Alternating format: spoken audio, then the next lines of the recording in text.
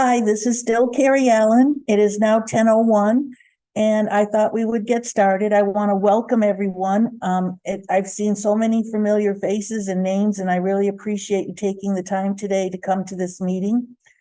A couple of things I want to tell you is the meeting is being recorded, so we would like to put it up on YouTube, and you'll get a notification when it goes up, so you can review it again and look at any email addresses and things like that that we have in here. Also, you can type your questions into the chat box. I'm going to try to get to as many questions as possible. We have till 11 o'clock on this Zoom, and the ones I don't get to, I will take them down and I will make sure that you receive answers to everything. So again, thank you and welcome. And we are going to discuss today the American Rescue Plan Act. We have another round of funding. So, Carmen, if you would just go to the next couple of slides for me. This is our logo, and then Carmen, we have our values is the next slide. And then lastly, what our strategic plan is here at the Early Learning Coalition for Miami-Dade and Monroe counties, that we always implement in partnership with you, our early childhood partners, and just know that you're always appreciated. Let's go to slide number 5, please. So the Department of Early Learning at the Department of Education had leftover ARPA funds, and they invited all the providers, all the coalitions to apply for this discretionary funds. And so on July 6th, we held a meeting with early childhood partners, and 160 of you attended the meeting, and we took in what your feedback is in terms of how we should be spending the money. And today, what we want to do is we want to review the application. Now, what you need to know is this looks very similar to the previous ARPA applications that you submitted. However, you're going to be using a different website. So let's go to the next slide. Now, to apply for this funding, you must have a current 23-24 school readiness contract and or 23-24 VPK contract and or a 23-24 child care resource and referral profile. That's a CCR&R. All of you that have a school readiness and voluntary pre-kindergarten contracts, you automatically have your profiles in the system. If you do not have one, you're non-contracted, I'll be talking to you about what your next steps are going to be. So also, if you're non-contracted, you will be mandated to upload a W-9 form to the document file in the portal that we're going to be using for these applications. I will cover that by the end of the training. Your school readiness contracts and your VPK must be in good standing, meaning they have not been revoked for cause within the last 5 years. And be aware, owners, directors, these funds are taxable. So by accepting this monies, they are included in your taxes. So please check with your accountants for advice on how you should be handling these monies. Just wanted to tell you that up front. We don't want any surprises when tax time comes. Okay? Next slide, please. So the applications are going to be opening tomorrow and will close on December 30th, 2023. And to access the application, you're going to go to our website and you're going to click on the purple provider box. Okay? Next slide, Carmen. And what you're going to do is you're going to see that there are 2 questions. One of them is use this link to manage your VPK and school readiness contracts and enter attendance and what have you. That is the state website. You're going to go down to below to the Early Learning Coalition Miami-Dade Monroe Provider Portal. This is our coalition portal, or as we call it, very technical terms, the old portal. You're going to click on that portal because we're going to be looking at these applications in that portal. And you need to understand there is a staff who's being assigned to review all of your applications. And if there are any discrepancies or questions, you're going to be receiving an email from your staff reviewer telling you what section you need to correct. And there will be a contact number so you can talk to the person who reviews your application. Once the application is reviewed, it's going to be sent on for final review. And then once that's completed, it will be sent on for payment. Now, I know the number one question probably in your mind right now is how much money are we looking at? We are still in our finance department calculating what the amounts of money are going to be looking like. I can't really go into that today because I really don't know. But just so you know, there are two options we're going to be looking at. So you're going to click on this portal and go ahead, Carmen. And you're going to log in. Most of you should have login credentials. If you do not have login credentials, you'll need to register. And that way you'll be able to get into the portal.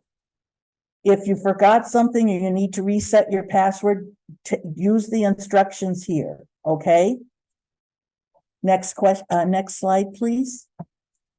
So what you're going to do is you're going to scroll to the section that says ARPA grant, and then click on the blue words, the ARPA Discretionary Grant Application 2023. Again, this is discretionary money. It's the leftover money from all the other rounds that we did when we gave out money.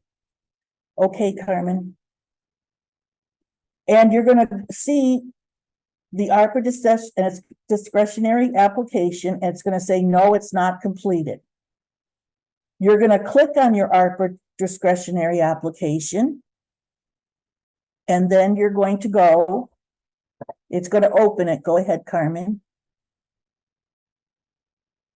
And we're going to talk about section 1. So, Carmen, let's go to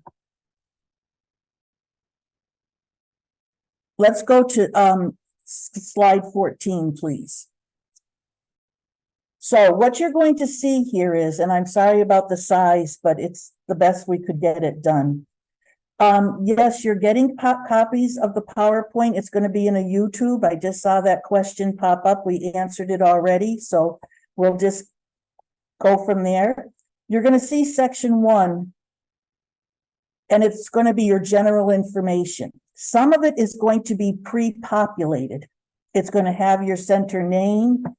It's probably going to have your address and city, county, and zip code. If anything is incorrect, you can correct that. However, it is going to ask you for your DCF licensed capacity.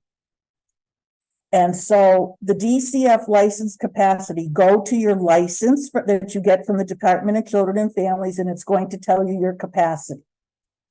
And you cannot, don't tell me what your enrollment is. I want to know what DCF says your capacity is.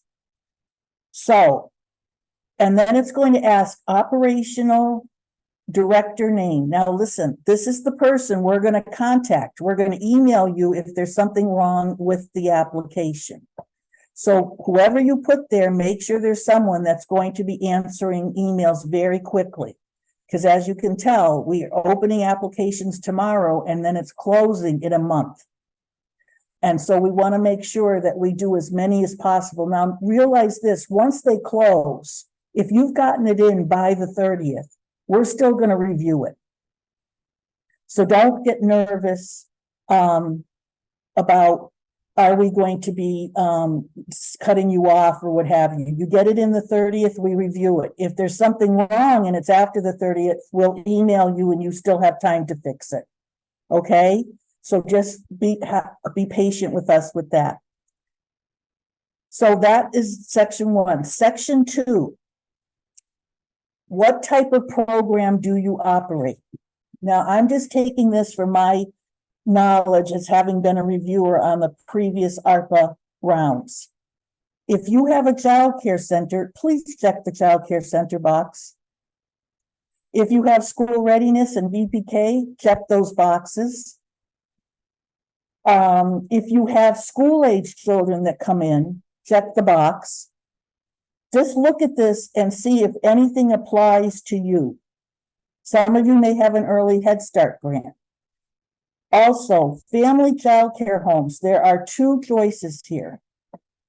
It says family child care home includes large family child care home, and then it has family child group home. The family child group homes are homes where the children stay at the home. Most of us on this call, we have family child care homes and we have large ones. Just check that box. And if you have Title I in your school or what have you, you don't have to check the box in terms of other. But just remember, anything that applies to you, check the box. That's for our survey issues. And then it's going to ask you, do you currently have a contract with school readiness or voluntary pre-kindergarten? If you do, you say yes. Was your program licensed, registered, or certified, regulated with your current license number and exemption approval on or before July 1st, 2023? Was your original license when your program opened, Family Child Care Home Center based, before July 1st, 2023? If it was after because you're a new provider, you have to check no there. Okay? Does your program meet Child Care Development Fund health safety requirements, including the completion of comprehensive background checks? If you have a 2023 current school readiness contract, yes, you do. If you have a voluntary pre-kindergarten contract, yes, you do. If you're non-contracted, then you have to check no on that box. Okay? Next slide, please, Carmen.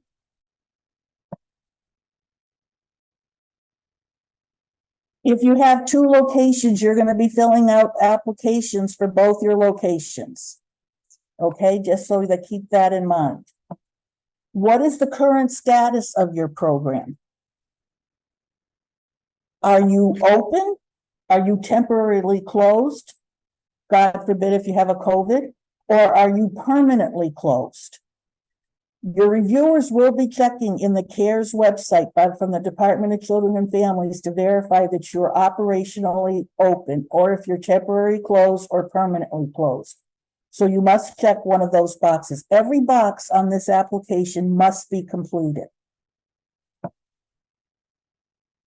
Have you a current fiscal year CCR&R, Child Care Resource Referral Profile? Again, if you have a school readiness contract and VPK contract, you have it.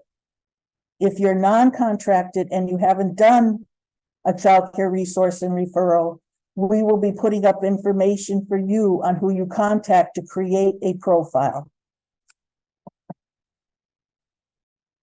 Has your contract, school readiness, or VPK ever been revoked within the past 5 years for cause? Are you being investigated for child care fraud? Yes or no? Have you submitted a W-9 for payment to the ELC? If you have a current school readiness VPK profile contract, you already have a W-9 uploaded. And are you on the Florida Child Care Food Program USDA disqualified list? Yes or no? So the questions are similar to what you've been answering before, but just wanted you to know they're here, and the reviewer will check all answers. Okay? Next slide, please. So on section 3, and Carmen, no, stay where you are, Carmen. Section 3, it asks for your child count information. And I did up, can you go back to that? Yes, I did up a table for you to see. Excuse me, sorry.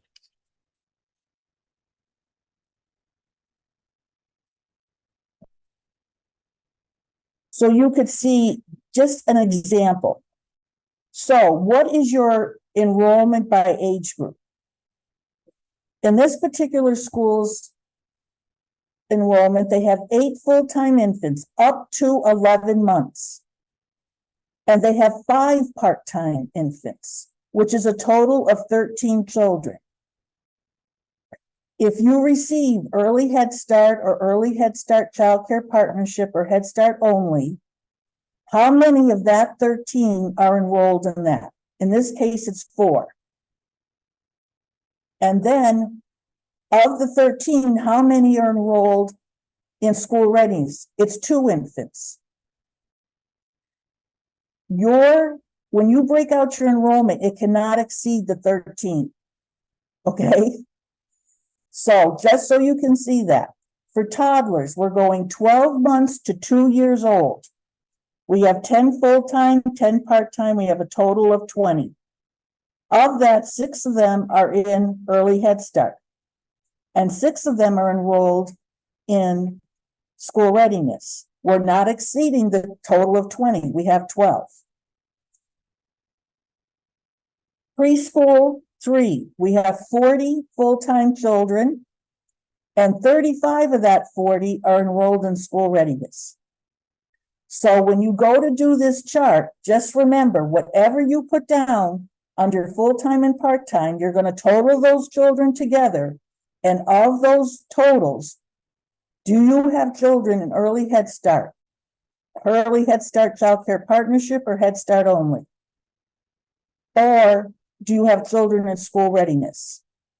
Now, I would suggest when you're working on this to use your attendance reports that you use with the coalition, especially when it's counting your school readiness children. You're going to notice we're not asking you under these columns, school readiness and the early Head Start, we're not asking you if they're part-time, full-time. We just want to know of the total. And no, we're not going to be including VPK with your school readiness count because VPK funds come from the state. School readiness funding is federal. So we're not concerned about your VPK children in here. Then we consider them private pay if they're if VPK only. Okay? All right. I don't want to confuse you too much, but I just wanted you to see this. Carmen, would you slide, please? So on section 4, there's going to be 2 options that you can check that you want to receive funding for. You can check both boxes. Hear me straight. You can check both boxes off to receive funding for 2 different streams, okay? The first one is we're giving you money to provide incentives to increase wages and benefits and or retain staff. It must be above and beyond regular payroll benefits provided, bonuses, wage increases, and or health care from the receipt of funds through June 30th, 2024. Hear me clearly, people. This money must be spent by June 30th. If you want to provide a bonus to your teachers, you can use this money for that. Remember that after June 30th, you won't have this money. So if you're thinking about giving them an hourly increase, think about how we're going to sustain that increase. So again, look at this in terms of how you want to do it. Now, 10% of this money, say you get $2,000, and you're going to probably get more, I'm just using a number, 200 of it can be used to purchase business administration software or technology to improve operations. So you can use this for people, and you can use this for technology to improve the operations of your school. Remember, for accounting purposes, and we will be monitoring the funds afterwards, you need to have your receipts, how you spent it. So you need to be able to show this. The second item that you can use these monies for, and it's a different stream, is playground and classroom materials and or equipment. This is going to be provided by the Early Learning Coalition. Miss Fiorella is going to run it's probably going to be Fiorella, one of her famous material fairs, if some of you are aware of those, where there'll be packages made up. There'll be one package, it may have equipment. The second package could have toys or what have you. It can be playground, and you'll be able to pick packages and purchase it that way. And so therefore, once you receive the items, we'll do our whole system that we normally do of you returning the packing slips and what have you. So that's how we'll be able to account for how those funds are being used. So let me remind you, if you want to use both categories, you can get 2 separate pots of money. Okay, I'm trying to be subtle here, people, just so you know. But remember, with your workforce incentives, that money, once it's gone after June 30th. Okay, all righty. So next slide. So this is where I showed you section 3, your full-time and your part-time, and then how you break it down. And then these are the 2 categories that you can apply for. Now, section 5 and 6. Go to the next slide, please. I want everyone to make sure you read and understand this section. For some of us, it's going to be like, oh, it's kind of like, you know how they ask you to accept their policies when you're doing websites and you're like, I'm not going to read this whole thing. Please, please read this. Because this is saying you understand what you're receiving this money for and all the terms of conditions of accepting it. And section 6, it's a different set of questions. The person who signs this must be one of the representatives listed on your program's SunBiz account. It might not be you filling out the application, but it has to be one of the officers listed on your SunBiz.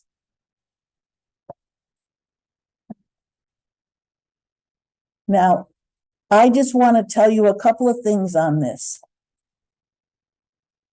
It's stating that you understand the 2 categories that you've applied for, that only 10% of the monies on the wages and incentives can be used for technology or improvements to your business operation. Somehow you're going to use that.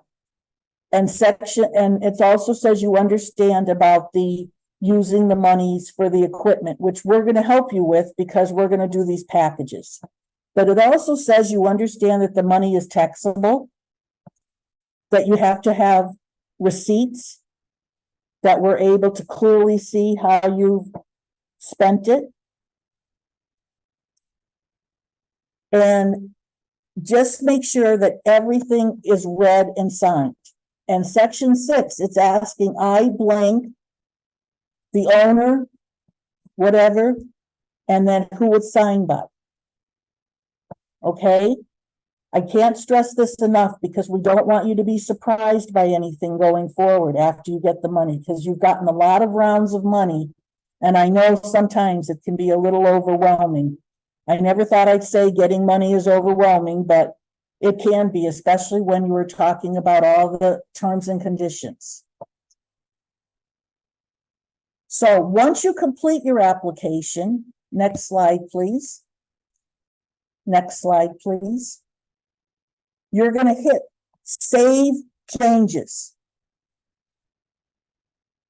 And when you come into the portal, you're gonna see when you scroll down and you see your ARPA application, it's gonna be say creating. Once you submit it to us, it's gonna say submitted.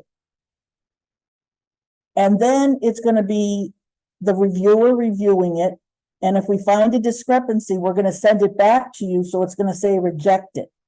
And that's why we're gonna be sending you an email so you can go in and access it again.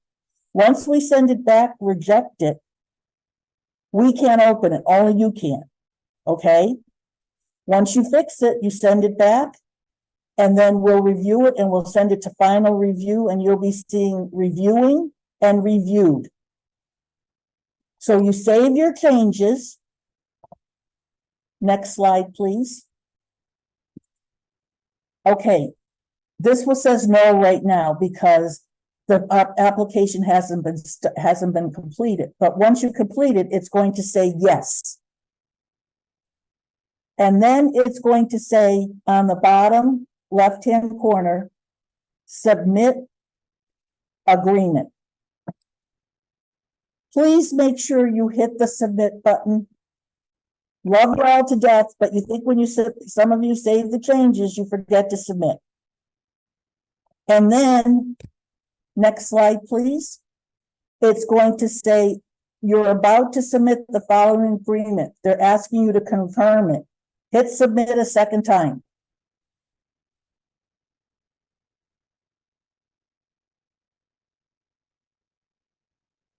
Okay, so far so good. Some of us look a little overwhelmed.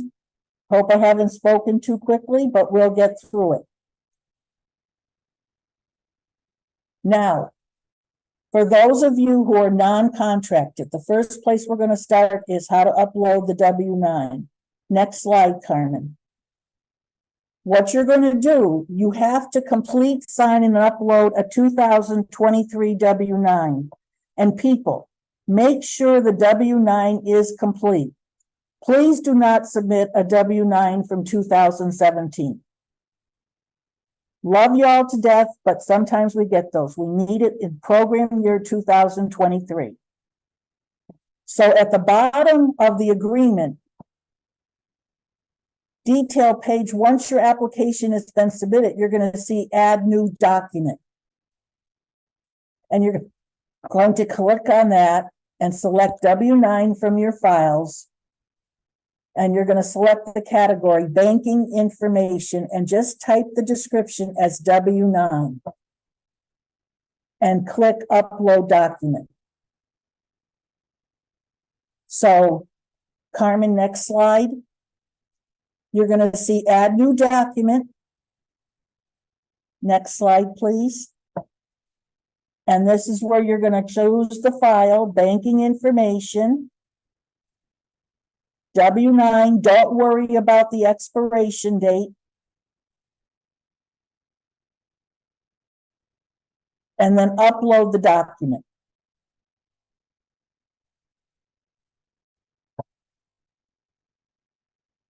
Okay. Carmen, next slide. Applications open. Well, it says the 29th, it's really the 30th, excuse me.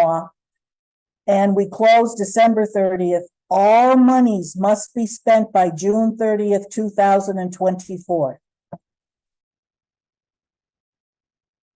And the last slide, this is an important slide, people. Write down this email address. Once you're in doing your applications, or if you have questions, say your application went through final review, you're still waiting to hear where's the money, what have you. And that's the reason why we want W-9s from you, because you know we're going to send it to you electronically, the monies. Any questions about that, use this email address. I have been assigned to oversee the email address. I think Sereni's going to help me, and we'll be answering all your questions timely. There's some questions that you can't call your reviewer about because your reviewer's not going to have the information. Once that application leaves their desk, they are not privy to what finance is going to be doing. That's going to be another piece of the house. So this is going to be your best address to get answers to questions.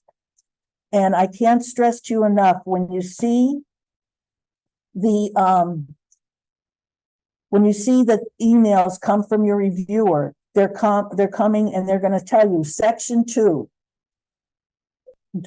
please check the childcare center box, or please check family childcare home and uncheck family childcare group home, that kind of thing. Or they may have some questions about your childcare count. And keep in mind, people, sometimes we know you exceed your capacity that's listed on your DCF license because of part-time children. They come in and out. We get that. However, if say your childcare capacity is 70 and you're telling me that you have 200 children in your childcare count, we're going to be sending it back. We're not going to accept 200, 130 part-time children coming in and out. Okay. So I know we've been getting a lot of questions, and I know that Fiorella and Serini are trying to keep up on them for me.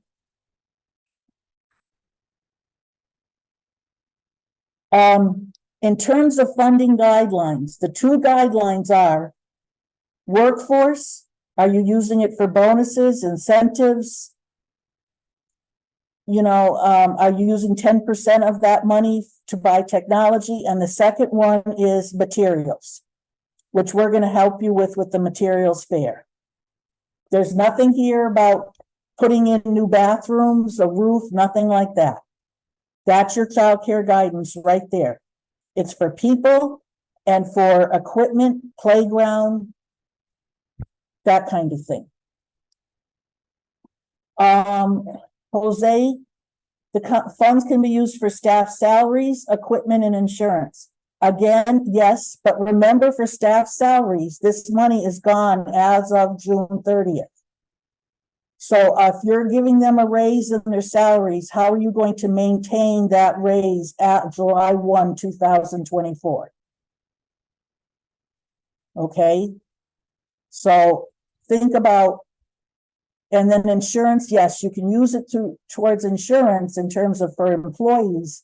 However, after June 30th, 2024, how are you going to be maintaining that? If you're a non-contract provider, you upload your bank account information, the W-9. I just went over that, and you upload it at the end. It shows you where to upload a new document.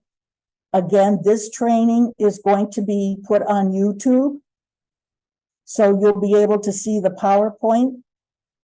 And then if you're non-workforce, if you're not contracted, you're going to need to do a child care resource and referral profile if you don't already have a current one with the coalition. And that is one of the questions that you would be sending to ARPA at elcmdm.org for guidance on how to do a child care resource and referral profile. You can use workforce to hire new employees. Again, remember, how do you maintain those employees after June 30th? This is discretionary money. It's money left over from the previous ARPA rounds.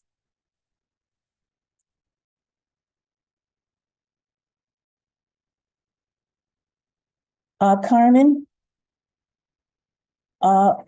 Yes, ma'am. I'm wondering, does everyone have people pretty much typed in their questions here? Do you feeling? Okay, I know it's been a lot. Do you want me to stop the PowerPoint, Miss Carrie?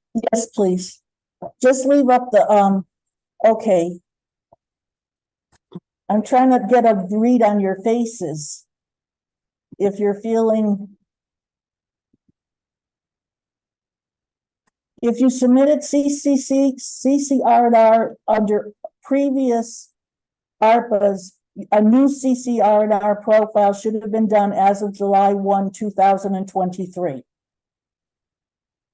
School age participants, we're not asking you for their count. We're only asking you for 3 years old to kindergarten entry. And that's a great question. Remember, directors, owners, kindergarten entry. The child must be 5 by September 1st. If they're 5 September 2nd, they're not going to kindergarten. So remember kindergarten entry when you're doing your counts. It could be 3 years old to 5. Not all kids, they can't go to kindergarten unless they're 5 years old by September 1st. No, you cannot purchase your own playground equipment. We will be handling that. The difference between the two pots of money, one of them is for employees. The other one is for materials and playground. The materials and playground, we are going to handle that with you by putting together packages of different kinds of equipment, toys, what have you, playground equipment, and you can pick a package to use. Okay? No, you cannot add your kindergarten into the count. It has to be kindergarten up to before they go kindergarten. Kindergarten will consider, because they're out of the preschool ages or after school, are school age children. So no, you do not add your kindergarten. You only add 3 years old to kindergarten entry. Can you use funds for safety equipment such as cameras? That's a very good question. And I'm going to let Fiorella answer that one. Okay. Give me 1 second, Miss Carrie. Let me Okay. feel to speak. Okay.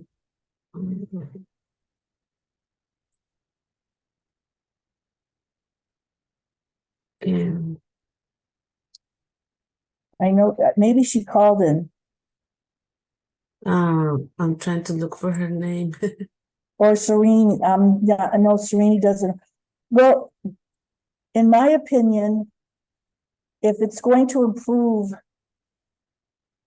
the operation of your program. Hi, Carrie, I'm on. Can you hear me? Okay, yes, Theo, can they use the funds for safety equipment such as cameras? No, Carrie. So here's, and I've tried to answer most of the questions on the chat. Most of them, let me just preface it by saying that most of the questions seem to be more or less the same. So it may sound repeated what you've said, but I'm going to go ahead and repeat it again. So the funds are only for 2 things, okay? One set of funds that are going to be awarded to your program if you're eligible, once it's reviewed, your application, is only for workforce incentives. What does that mean? That means that the idea is to retain your staff. We know that this has been a problem since COVID. So the idea is to give bonuses, staff increases, but we know that's the gift that keeps on giving, right? So that's up to you, but bonuses and things in that, and it gives you examples on the application. Nothing else, only for that. So you can't use it for rent. You can't use it for mortgage. This is not exactly like the ARPA round 1 and round 2. It's different. And every EOC, every county EOC is doing their own thing. We did it based on the responses that we got from the community. The second item that we're going to do is material fair. That's playground equipment or toys that we're going to put together. So it's not like you're going to be able to pick and say, okay, I want to redo my playground or I want to put mulch. No, these packages will be pre-packaged together and we will have a material fair in early 2024. Okay, those are the only 2 categories that this is allowable for. Now, in the first category, the workforce incentive, yes, there's a 10% from the total that we award you, 10% can be utilized. I think we put for tell me the wording on the application, Carrie, that we put. I think it says system technologies or something like that. Yes. Okay, what we mean by that is it could be things like what is it called? The business administration software and or technology to improve operations. Right. So exactly what it says there, to improve operations. So you may need a system for sign in and sign out sheets. You may need a system for payroll, but no other things other than that, than what it says there. So there is no spending documentation guide because it's pretty black and white on what you can spend it on. So the first category, you would get the funds and you would have to pay the teachers, the bonuses or the incentives. The second one, we're not giving you any money because we're going to have a materials fair where you're going to be awarded a certain dollar amount. And based on that dollar amount, you'll be able to go shopping. Essentially, that's what we've done in the past. So hopefully that answers most of the questions that are on here. A lot of it has been around those two categories of if you can spend it on different things, and the answer is no, it's only strictly on those two things that I discussed. Anything else, I'll be on the call if you need me to unmute. Okay, thanks, Phil. I see a question here that you were approved for VPK yesterday, and I am updating my profile. How do I list my school, contracted or not? You are contracted. If you signed your contract with the coalition yesterday, you're contracted. A question about children from kindergarten coming to after school. It's kindergarten entry. If they're in kindergarten, they already entered. Again, we're not looking at your after school or your school age children, okay? Yes, employees can be janitors and administration, but we're really asking for you to look at your education staff in terms of how you're retaining employees. I know you're having a hard time out there. I've talked to some people telling me that they're having a hard time with retaining teachers, so think about it that way. No, it cannot be used for rent. I do not have a timeline on when you will receive the monies. I do know that you'll be getting it. That much I can tell you, but I don't know what the formula looks like. And that's correct, Carrie. I'm glad they asked that question. We don't know what you're going to be getting, so please be patient with us because we are allowing you till the end of December to submit the application. We'll have the first month or two from the early 2024 to review and kick back any applications. So we don't have a date of when we're going to give you these funds, but as soon as you are approved, you'll get more information as to when you'll get those funds. We are trying to release these funds as soon as possible, but please understand that there is over 1,400 providers potentially eligible in the county, so it is going to take some time. So I do ask that you please not send emails asking when am I getting the money. Just after you submit your application, just please stay tuned for more information. And what is your OEL ID number? That can be found in their portal, Carrie, under their dashboard. I put that on the chat that can be found on their portal. It's not as someone asked if it was 4 digits. It varies. Some providers have 3 digits, some have 6, some have 5. So it does vary, and that they can find that in their dashboard on the provider portal where they do their school ratings and VPK.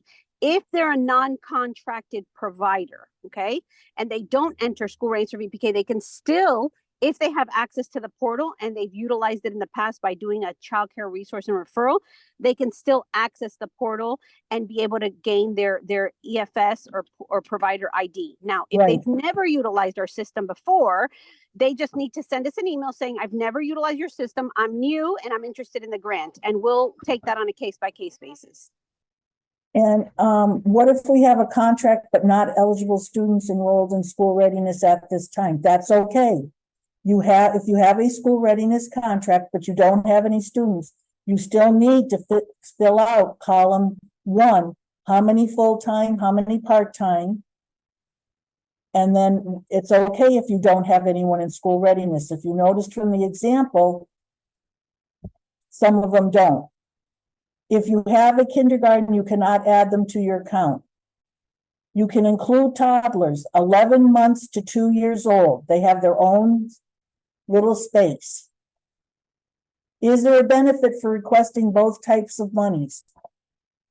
Well, I don't know. I mean, I think there is, for your sake, but that's definitely up to you.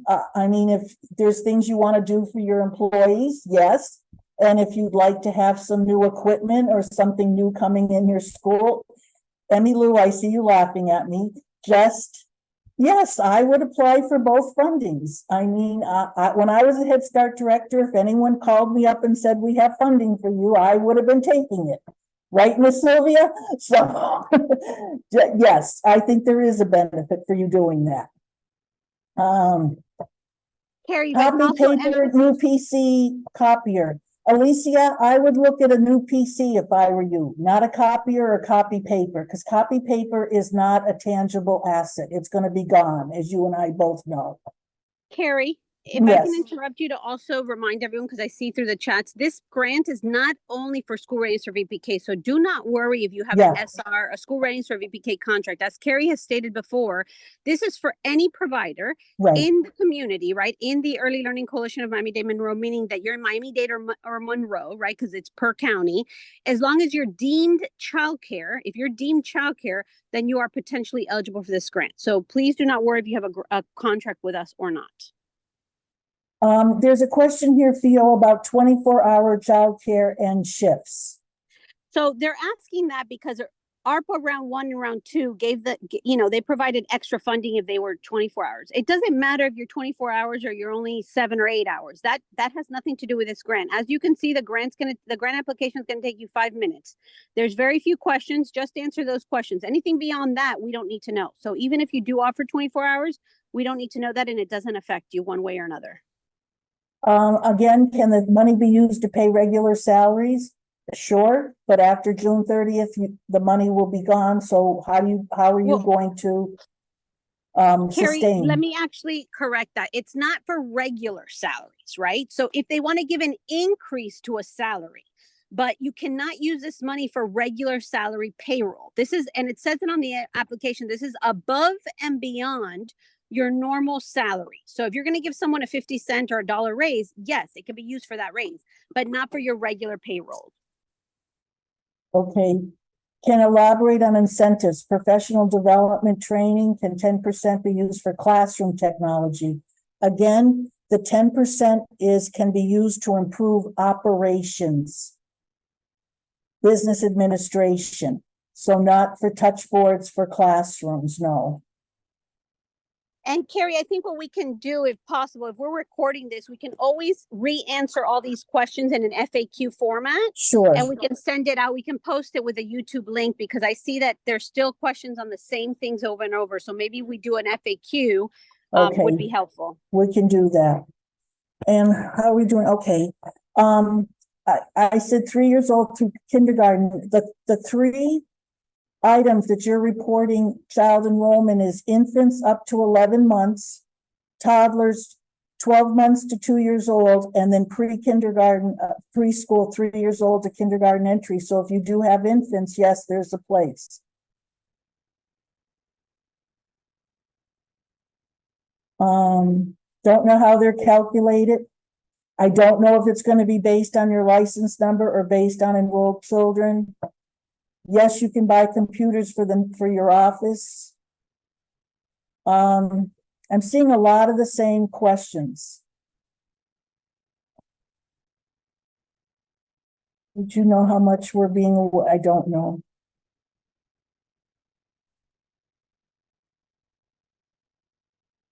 You cannot spend the money on technology or programs for students. Oh, if you picked out both categories, does that decrease the amount in each category? No, it does not. They're being calculated separately.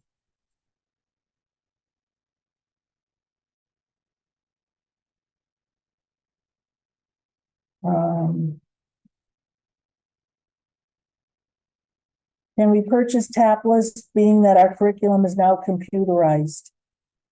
There's no place for you to well, Fiorella, no, that's in your classrooms. The computerization is for your operations in terms of your business administration. That's correct, Carrie.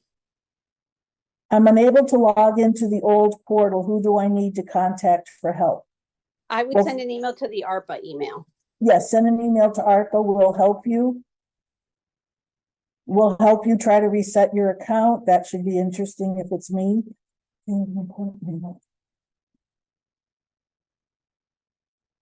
I agree that it would be nice if we could tell you what the amounts are going to be allocated prior so you can plan, but unfortunately that is not the case. And yes, and just to give a little bit more reason why is we have to see how many people qualify. Okay, so that's why we don't have the amount. So you can see how many people apply and how many qualify, and then with them, and then an allocation formula will be developed. No, you cannot give bonuses by December 1st after the application is in but not yet approved, I would never give out money that I don't have. How long do you have to use the money? June 30th.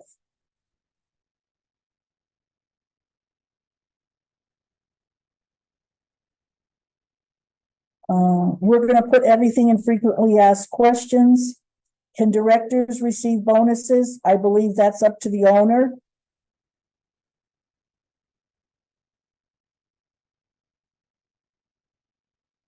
I think, yeah, I'm seeing a lot of, the same questions. Yeah, I did too, Carrie. That's why I think it's best that we just develop an FAQ, because I think they're just the same people. Maybe we just have to say the answer slightly different because they're not understanding. Right, right. Well, I want to thank you all. I know it's been a lot of information. I appreciate everybody's attendance and especially your patience. And we will do the best we can do for you. You know that. And some of you know how to find me, so don't call me. No, I'm only kidding. So, I love you all, and if I don't speak to you beforehand, I hope you all had a good Thanksgiving, and the holidays are coming, so I wish everyone happy holidays, and hang in there, everyone. This too we shall get through. Good luck, and may the force be with you. Thank you, Carmen.